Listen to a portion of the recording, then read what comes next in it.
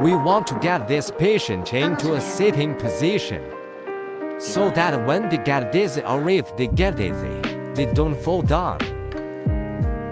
Now we're going to actually start to bandage this with snakebite bandage. And I just want to start wrapping around the affected limb as high up the limb as I can.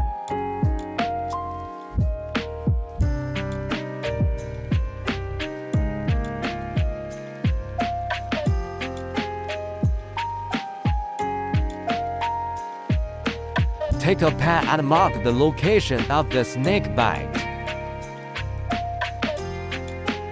When the bandage was done, we splinted the arm.